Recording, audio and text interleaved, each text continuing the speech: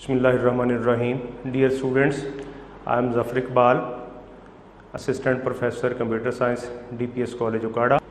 आज हम आपकी कंप्यूटर साइंस की जो न्यू बुक है उसके पहले यूनिट से स्टार्ट करेंगे और उस पहले यूनिट का नाम है प्रॉब्लम सॉल्विंग स्टेप्स। तो बेटे पहले जो इससे पहले आपने प्री 9th में पढ़ा था वो सारा का सारा जो है वो चूँकि पंजाब टेक्स्ट बुक बोर्ड की बुक जो है वो चेंज हो गई है, तो इसलिए अब हम इस बुक को सारी को गो थ्रू करेंगे आपके इस 9th के ईयर के अंदर। तो इसमें प्रॉब्लम सॉल्विंग स्टेप्स में बेटे थोड़ी सी आपको इसकी हिस्ट्री बता दूँ, थोड़ा सा बैकग्राउंड दे दूँ। ये प्रॉब्लम सॉल्विंग स्टेप्स बेसिकली जो है ये एक टॉपिक शायद आप लोगों ने पढ़ा हो या सुना होगा जिसको कहा जाता है सॉफ्टवेयर इंजीनियरिंग।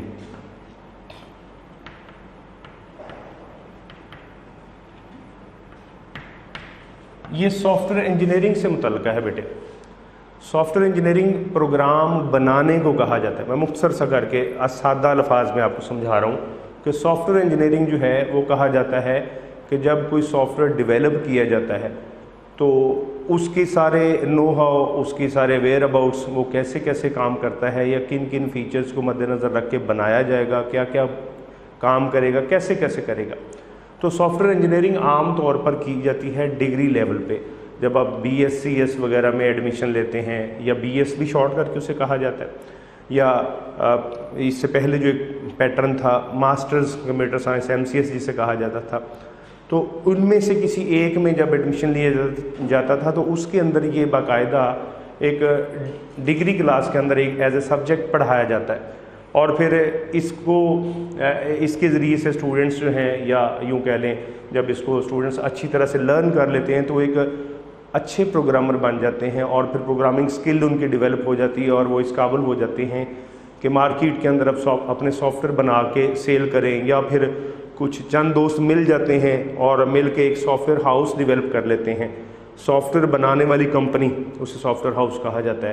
तो वो सॉफ्टवेयर हाउस बना लेते हैं और फिर यूँ वो लोगों के मुख्तलिफ़ किस्म के जो मसाइल होते हैं जो रोज़मर्रा रूटीन से मुतालिक होते हैं, मसलन किसी फैक्ट्री का प्रोग्राम बनाना, फैक्ट्री के सारे जो उसके जो भी उसमें प्रोडक्शन हो रही है, जो उसके एम्प्लॉयज़ का रिकॉर्ड है, जो उसका अपना जो उसका स्टॉक है, उस सारे का सॉफ्टवेयर डेवलप करना, उसको आम तौर पर कहा जाता है इन्वेंट्री सॉफ्टवेयर। ऐसे सॉफ्टवेयर जो हैं उनको कहा जाता है इन्वेंट्री सॉफ्टवेयर। या किसी तालीमी इदारे के सॉफ्टवेयर जो हैं वो भी इसमें बनाए जा सकते हैं, जैसे स्कूल हो गया, या आप कह सकते हैं कि कॉलेज हो गया, या आप कह सकते हैं कि यूनिवर्सिटी हो गई। तो इन सब के जो सॉफ्टवेयर्स हैं वो भी बनाए जा सकते हैं ये सॉफ्टवेयर इंजीनियरिंग के थ्रू। तो सॉफ्टवेयर इंजीनियरिंग बेटे वो टॉपिक है, वो टेक्निक है, आप कह सकते हैं वो सब्जेक्ट है जिसके ज़रिए से आप सॉफ्टवेयर बनाना सीखते हैं। तो जो सॉफ्टवेयर इंजीनियरिंग जब किया जाता है या जो बच्चे जब करते हैं तो उसमें सबसे पहले उनको जो चीज़ें सिखाई जाती हैं वो यही कहलाती हैं कि प्रॉब्लम सॉल्विंग। तो यहाँ पे भी अब हम आपको ये जो एक ब्रीफ सा होगा आपके सिलेबस में, थोड़ा सा मुख्तसर सा है, डिटेल नहीं है ज़्यादा, लेकिन मैं कोशिश करूँगा उसको आसान अल्फाज में, सादा से अल्फाज में आपको समझाऊँ ताकि चीज़ें आपके नॉलेज में आ जाएं और ये आगे जाके बड़ी क्लासेस के अंदर आपको सपोर्ट करेंगी।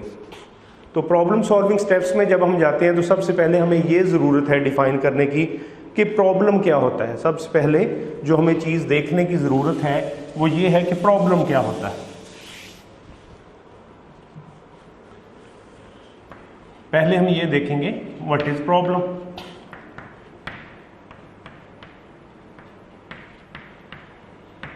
तो जब बेटे इस पे हम जाते हैं कि व्हाट इज़ प्रॉब्लम, तो प्रॉब्लम से मुराद क्या है कि रोज़मर्रा रूटीन से भी आप ले सकते हैं।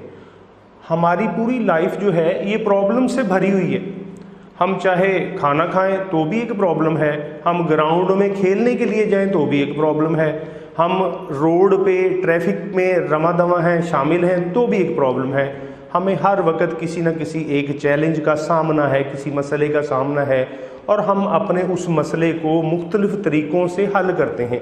जैसे मिसाल के तौर पर अगर आप रोड पे जा रहे हैं, बाइक आपके पास है, तो आप ये कोशिश करेंगे कि आप अपनी लेन में चलें। आप ये कोशिश करेंगे कि कोई जो इंडिकेटर्स हैं दे के ट्रैफिक के रूल्स को फॉलो करते हुए आगे गुजरें। और यूं अपनी मंजिल पर पहुंचे।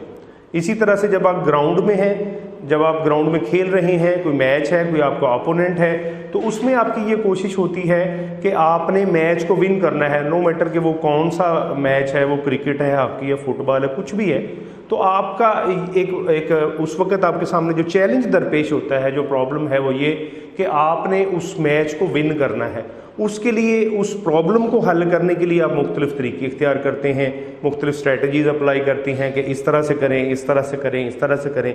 समटाइम वो स्ट्रेटजीज़ पहले डेवलप कर ली जाती हैं, पहले ही प्लानिंग कर ली जाती है, बैठ के प्लानिंग हो जाती है कि ऐसे होगा तो ये किया जाएगा, ये होगा तो ये किया जाएगा। जबकि समटाइम ऐसा होता है कि ये जो प्लानिंग है ये ड्यूरिंग द मैच की जाती है और उस मसले को देखते हुए उसके मुताबिक उसको हल करने की कोशिश की जाती है।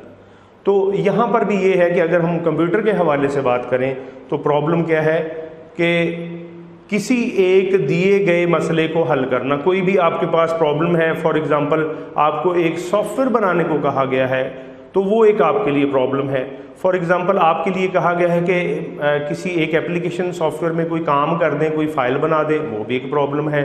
आपसे कहा गया है कि एक्सेल की शीट में कोई काम कर दें, वो भी एक प्रॉब्लम है। ठीक है, तो प्रॉब्लम हमारे पास ये आप कह सकते हैं, अगर इसको हम कहें कि कंप्यूटर की डेफिनेशन में कहें तो हम कहेंगे कि well defined set of instructions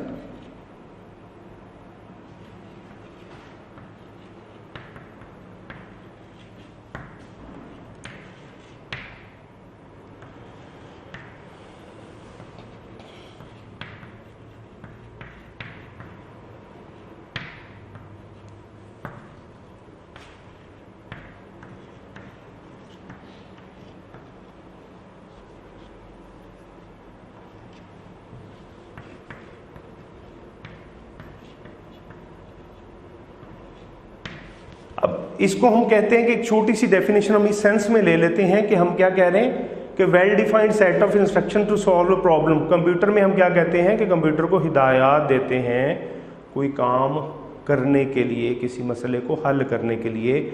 उस काम को, उस हिदायत को इंस्ट्रक्शंस कहा जाता है। इंस्ट्रक्शन, उसको इंस्ट्रक्शन कहा जाता है। और जब वो इंस्ट्रक्शंस का एक सेट हो पूरा 4, 5, 6, ज़ाहिर एक इंस्ट्रक्शन से तो कंप्यूटर काम नहीं करेगा ना। सारा जो मसला आपका हल करने वाला है वो एक ही बार तो नहीं सारा कर देगा। उसके लिए उसे क्या करना पड़ेगा, उसके लिए उसे आपको पहले एक काम बताना पड़ेगा, फिर दूसरा, फिर तीसरा, फिर चौथा।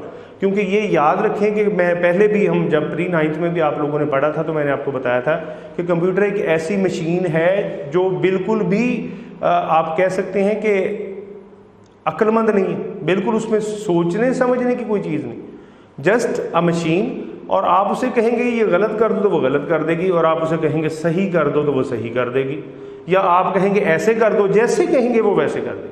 तो यही है कि जब हमने उसको काम देना, एक इंस्ट्रक्शन, फिर उसके बाद दूसरी, फिर तीसरी, फिर चौथी, वो इंस्ट्रक्शंस का एक सेट बनेगा। और वो इंस्ट्रक्शन का सेट हमारे पास जो है उसको हम कहेंगे ये प्रॉब्लम सॉल्विंग सेट है, या उसके लिए एक ख़ास टर्म इस्तेमाल होती है, उस टर्म को कहा जाता है सॉफ्टवेयर कहा जाता है, या इसके लिए लफ्ज़ प्रोग्राम भी इस्तेमाल किया जाता है। जब हम इसको कंप्यूटर में हल करते हैं, किसी मसले को हल करते हैं, तो वो जो इंस्ट्रक्शंस का सेट होता है हमारे पास, उसको क्या कहा जाता है, उसको सॉफ्टवेयर कहा जाता है, या उसको प्रोग्राम कहा जाता है। अच्छा, अब हम इस तरफ आते हैं कि प्रॉब्लम जो है, ये जब हमने इनके स्टेप्स देखने हैं हमारे चैप्टर की तरफ, तो पहली डेफिनेशन तो हमने ये देखा कि प्रॉब्लम क्या है, फिर हमने देखा कि हिदायत का एक सेट हम कंप्यूटर में जो सॉल्व करते हैं वो क्या कहलाता है, वो सॉफ्टवेयर कहलाता है या वो प्रोग्राम कहलाता है। अब हम इस तरफ देखते हैं, अपने प्रॉब्लम सॉल्विंग स्टेप्स में चैप्टर की तरफ आते हैं कि सबसे पहले ये देखना प्रॉब्लम डिफाइन कैसे करना। इसका जो पहला हमारे पास काम आएगा, जो पहला स्टेप आएगा, वो ये होगा कि हम क्या करेंगे, प्रॉब्लम को डिफाइन कैसे करेंगे।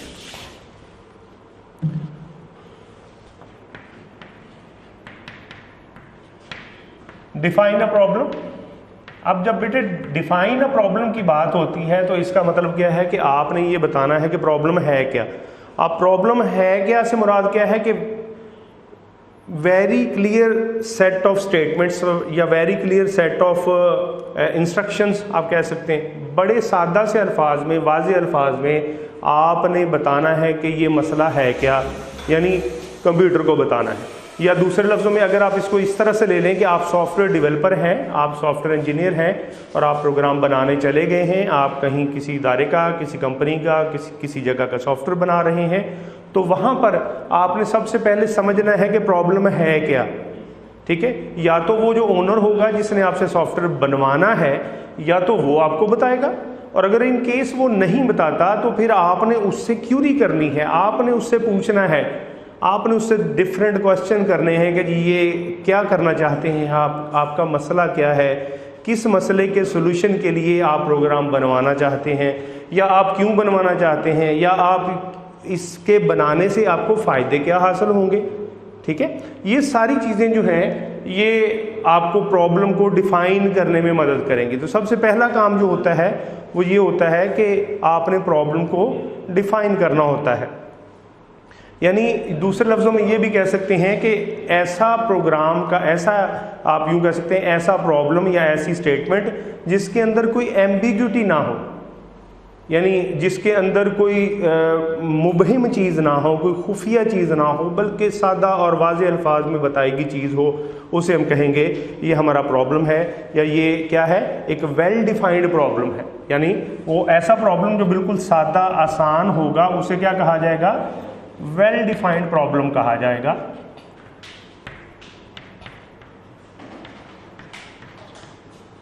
Well defined problem. अब ये जो वेल डिफाइंड प्रॉब्लम है, ये तो एक हमने बात अभी कर ली, मैंने आपको बता दिया कि ऐसा प्रॉब्लम जो सादा और आसान अल्फाज में दिया गया है, तो उसे कहेंगे well defined problem. In case ऐसा नहीं है, इन केस कि वो प्रॉब्लम जो आपको दिया जा रहा है या जो आपको बात समझाई जा रही है उसमें पेचीदगियां हैं, उसमें मसाइल हैं और बात आपको समझ नहीं आ रही कि ये क्या कहना चाह रहे हैं, तो फिर आप कुछ तरीके, कुछ टेक्निक्स अप्लाई करते हैं उस प्रॉब्लम को वेल डिफाइंड बनाने के लिए, ताकि आपको जो बंदा वो बात समझाने की कोशिश कर रहा है उसकी वो बात आपको समझ आ जाए। और उसके लिए क्या करते हैं, जो तरीके आप इख्तियार करते हैं वो इस तरह से हैं, मैं लिख देता हूँ आपको। पहला जो उसमें है स्टेप वो है गेन बैकग्राउंड नॉलेज।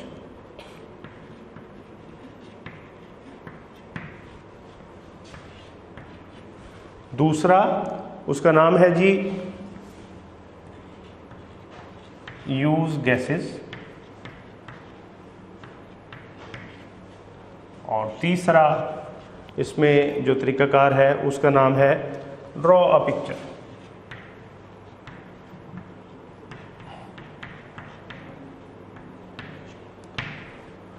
अब इन तीनों टेक्निक्स की थोड़ी थोड़ी वजाहत करते हैं और आज हम अपना लेक्चर यहीं पे सम अप करते हैं, वाइंड अप करते हैं। पहला तरीका जो है वो है गेन बैकग्राउंड नॉलेज।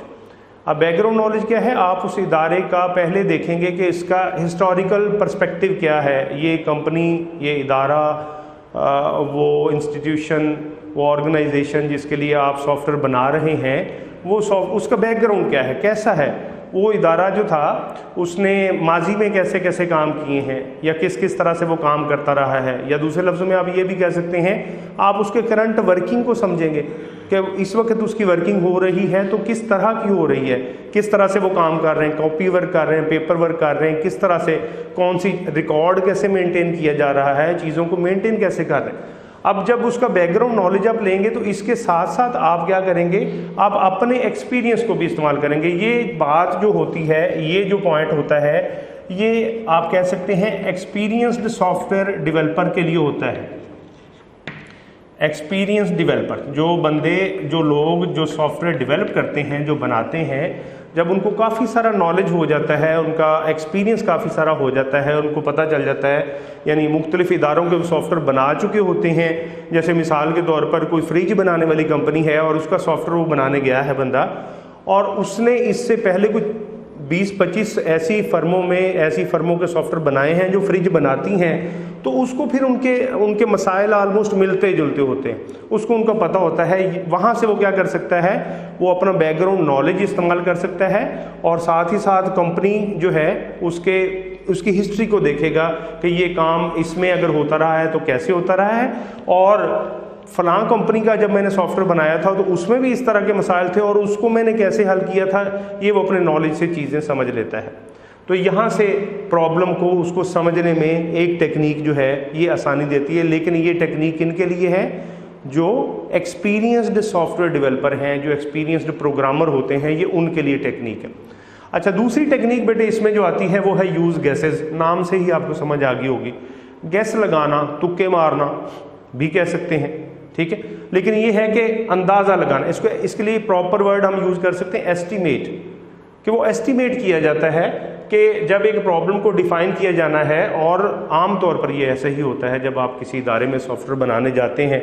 अब उसको तो नहीं पता होता कि मैंने ये बात इस बंदे को किस तरह से समझानी है, वो एक नॉन टेक्निकल पर्सन है और नॉन टेक्निकल पर्सन ने ऐसे ही बताना है कि जी मैं ये चाहता हूँ कि ये सारी हाज़िरी का प्रोग्राम हमारे मुलाजमीन की हाज़िरी कंप्यूटर में लग जाए, वो तो ऐसे ही कहेगा। या वो ये कहेगा जी मैं चाह रहा हूँ मेरी सारी फैक्ट्री कंप्यूटराइज्ड हो जाए, ये सारा काम ऑटोमेटिक होना शुरू हो जाए। अब यहाँ से ये इस तरह की जो बातें जब वो बताएगा तो वहाँ पर आपने एक अच्छा सॉफ्टवेयर डेवलपर जो होता है वो गैस लगाता है कि वो उससे गैस क्या करेगा कि ये करना क्या चाहता है, कैसे, यानी ये अटेंडेंस, इनकी सॉफ्टवेयर अटेंडेंस का बनाना चाह रहा है, या इनकी सैलरी का बनाना चाह रहा है, या इन्वेंट्री का बनाना चाह रहा है, क्या बनाना चाह रहा है। वो अपने गैसेस को इस्तेमाल करेगा ताकि प्रॉब्लम उसको वाज़ेह तौर पर समझ आ जाए कि यार मैंने करना क्या है। ये बड़ा इंपॉर्टेंट स्टेप है, याद रखें। जब प्रॉब्लम ही प्रॉपर डिफाइन नहीं है आप कुछ बना ही नहीं सकते, या दूसरे लफ्ज़ों में यूँ भी कह सकते हैं कि प्रॉब्लम प्रॉपर डिफाइन नहीं है और आपने बना लिया, 2 महीने लग गए, 3 लग गए, 4 लग गए, सॉफ्टवेयर बनाया, बाद में लेके गए उसके पास, पता चला ये तो गलत बन गया, मैंने तो ये कहा ही नहीं था। तो वहीं पे वो आपका सारा काम ज़ीरो हो गया, अब आप नए सिरे से स्टार्ट करेंगे। तो इसलिए ये बहुत ज़रूरी स्टेप है, यहाँ पर आपने चीज़ों को अच्छी तरह से क्लियर करना है और फिर आगे चलना है। तो दूसरा तरीकाकार बेटे जो होगा वो ये होगा कि आप गैस को इस्तेमाल करेंगे। चूंकि वो एक नॉन टेक्निकल पर्सन है, वो आपको अपनी बात वाज़ेह तौर पर नहीं समझा पा रहा, तो आप गैसेस इस्तेमाल करेंगे, अपने अंदाजे लगाएंगे, एस्टिमेट करेंगे कि ये क्या कहना चाह रहा है, किस तरह से करना चाह रहा है, और उस प्रॉब्लम को क्लैरिफाई करेंगे। और तीसरा तरीकाकार जो है ये मॉडर्न टेक्निक है। ये मॉडर्न टेक्निक जो है ये बहुत हेल्पफुल है, बहुत कारआमद है आजकल के तरीकाकार में, कि आप क्या करते हैं, आप एक पिक्चर बना देते हैं, आप एक तस्वीर बना के उस बंदे के सामने रख देते हैं जो आपसे सॉफ्टवेयर बनवाने के लिए आया है या आप उसके पास गए हैं। उसके लिए आप एक पिक्चर बना देंगे। मिसाल के तौर पर इस पिक्चर में मैं आपको यूँ समझाता हूँ।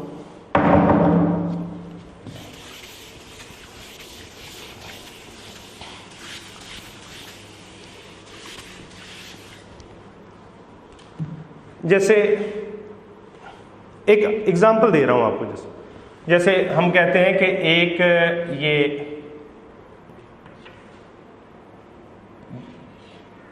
और दूसरी ये और इसके साथ तीसरी ये 3 रेक्टेंगल्स हैं और हम कहते हैं जब हम इनको सम अप करते हैं तो ये 20 बनता है, ठीक है। फिर हम कहते हैं कि जब एक रेक्टेंगल और उसके साथ हम एक सर्कल लें, ठीक है, और फिर एक रेक्टेंगल लें, तो आंसर जो है वो हमारे पास आना चाहिए 22। तो इसका हम गैस करेंगे ये कितना होगा। फिर हम एक पिक्चर और इस तरह से ले लेते हैं, फॉर एग्जांपल कि एक ट्राइंगल और एक सर्कल और एक रेक्टेंगल। अब हम ये कह देते हैं कि इसका आंसर बताएं। ये छोटी सी एग्जाम्पल। अब इस तरह की एग्जाम्पल्स ड्रॉ करके, इस तरह से पिक्चर्स ड्रॉ करके, ये पिक्चर्स आप उसके लिए भी बना सकते हैं जो सॉफ्टवेयर जो आपसे बनवा रहा है सॉफ्टवेयर, आप उसके लिए भी बना सकते हैं कि एक एम्प्लॉई और उसके बाद उसका वर्क और उसके बाद उसकी अटेंडेंस और उससे आप अचीव क्या करना चाह रहे हैं, एम्प्लॉई और उसकी सैलरी और उससे आप क्या अचीव करना चाह रहे हैं, इन्वेंट्री जो आपका स्टॉक पड़ा हुआ जो आप बना रहे हैं, और एम्प्लॉई की जो सैलरी है और एम्प्लॉई की वर्किंग, उससे आप क्या अचीव करना चाह रहे हैं। इस तरह से आप पिक्चर बना के उसके सामने रख सकते हैं और उससे आपको काफ़ी सारा नॉलेज हासिल होगा, यानी आपके लिए वो मसला जो है वो आसानी से हल हो जाएगा। ठीक है, तो ये लेटेस्ट टेक्निक है, तीसरी टेक्निक है बेटे। इसके ज़रिए से आप कह सकते हैं कि हम प्रॉब्लम को डिफ़ाइन करने में हमें काफ़ी आसानी रहती है। अब इन द एंड मैं आपको ये बताता हूँ कि जैसे आइंस्टाइन की एक उसकी वर्डिंग जो है वो कोट करता हूँ, जिसमें उसने कहा था कि अगर मुझे 1 घंटा दिया जाए कि जिसमें मैं पूरी कायनात को, पूरी प्लानेट को बचाना है, मुझे 1 घंटा दिया जाए और कहा जाए कि आपके पास 1 घंटा है, इस 1 घंटे में आपने कोई ऐसी टेक्निक डेवलप करनी है कि ये फ़लाँ प्रॉब्लम आ गया है, अगर ये प्रॉब्लम 1 घंटे के अंदर सॉल्व ना हुआ तो क्या करेंगे, ये कायनात तबाह हो जाएगी, ये दुनिया ख़त्म हो जाएगी। तो आइंस्टाइन कहता है कि मैं उसमें से 59 मिनट्स जो हैं उस मसले को समझने में लूँगा और 1 मिनट, जो 59 के बाद 1 सेकंड होगा, उस सेकंड में उसको एग्जीक्यूट करूँगा और मेरा मसला हल हो जाए। यानी इससे आपको इसकी प्रॉब्लम सॉल्विंग की या प्रॉब्लम की डेफिनेशन का अंदाज़ा हो जाना चाहिए कि ये कितना ज़रूरी चीज़ है कि आप सबसे ज़्यादा टाइम इस पे लगाएंगे और उसके बाद जब ये बेस्ट आपने डिफ़ाइन कर लिया तो फिर आपके अगले सारे स्टेप्स जो हैं वो आसान हो जाते हैं। तो आज बेटे हम यहीं तक रखते हैं। ये आपकी जो न्यू बुक है उसका ये पेज नंबर 2 है और होपफुली ये मार्केट में अवेलेबल है, आ गई हुई है और आप लोगों ने परचेज़ कर ली होगी। अपना और अपने बहन भाइयों का, अपने वालिदैन का ख्याल रखिएगा। अल्लाह हाफ़िज़।